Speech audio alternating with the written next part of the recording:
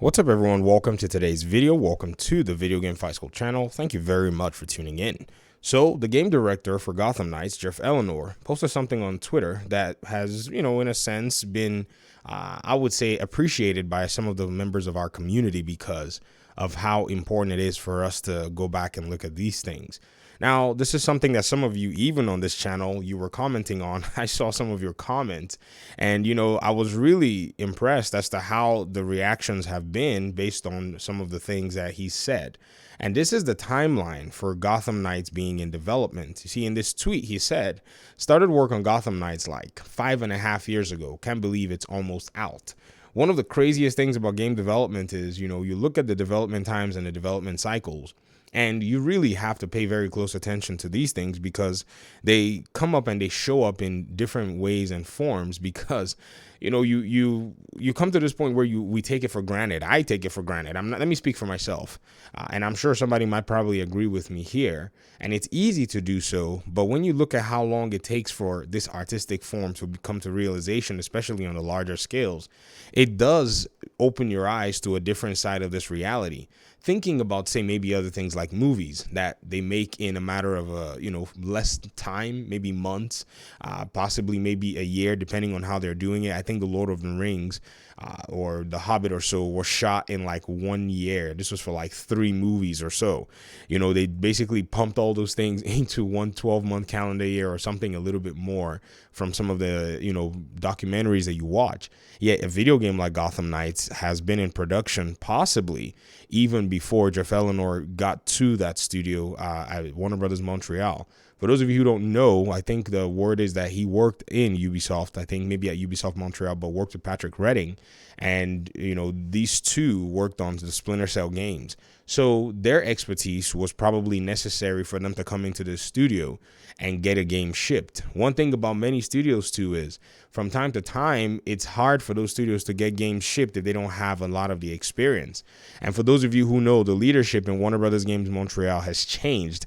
Those developers that actually worked on Arkham Origins, and I would say from the leadership perspective, were no longer or are no longer there. And Ben Mattis, who was the game director, I think, or creative director at the time, I think it was senior producer, I can't remember the exact designated role, is doing his own thing right now. And so all of those staff, most of them possibly have moved on to other studios. So I think somewhere around 2015, 2016, the game had been in conceptualization. I think 2014 is when Patrick Redding joined the studio. So his own prototype, his own vision would have probably been in the works. They would have probably started to, build the game from ground up, and then somewhere hiring a game director of this nature to come in and do some multiplayer stuff. I don't know if you guys know that, Jeff Eleanor is probably one of the multiplayer nerds that you probably get on this game working. If you look at his, resume, he's a multiplayer game nerd. I think this means he's a multiplayer expert. There, not really a lot of them here in the gaming world. And so it's really nice to be able to have someone who already has some experience in that area having to do the Gotham Knights game. Now, one cool thing too is a lot of the comments and a lot of the community on Twitter have just been showing a lot of appreciation to this. And for some, I think they're genuinely surprised as to how long, it takes a game like this to be made.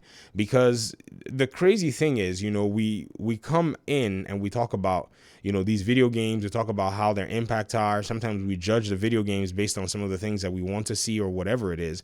But one thing that we don't really realize is the time and effort that it takes to even bring a very small scale idea or a big idea to light. So Podcast Now writes, it's honestly insane. I tweeted that earlier covering these leaks, and they're helping grow the channel over the last 4 years is incredible. And the chapter is coming to an end. Best of luck to you on the game. Pablo said, it's been a fun ride from a fan perspective, going from the leaks, the theories, to the redacted teases, to the reveal, and now 1 month from launch. From a fan perspective, I very much enjoyed this ride.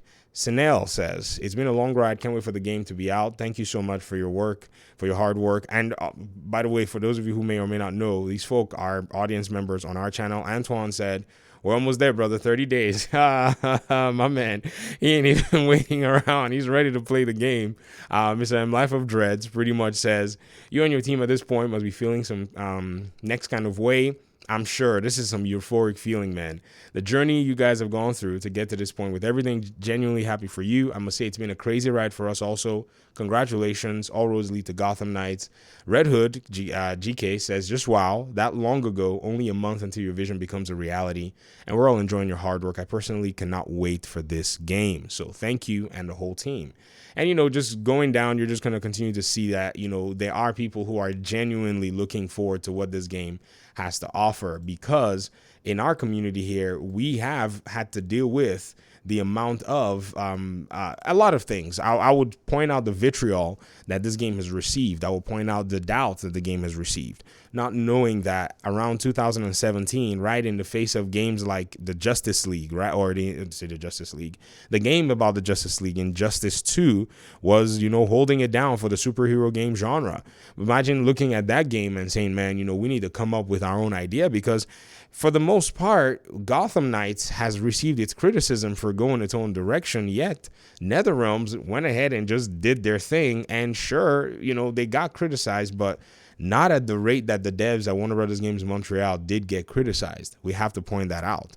But anyways, I just wanted to go ahead and highlight this because I see the community excitement and the sentiment. And those of you who know, once in a while, I get excited. But, my excitement for Gotham Knights has been exactly where it's been. But it makes me happy to see that here in the community, there are a lot of folk that are appreciating the content. So thanks so much for watching the video. Let me know how it is you're looking at these next 30 days before release. I really want to hear your thoughts, and I appreciate your time and audience. Thanks so much for, basically supporting the channel, and hopefully we'll talk pretty soon. Peace out.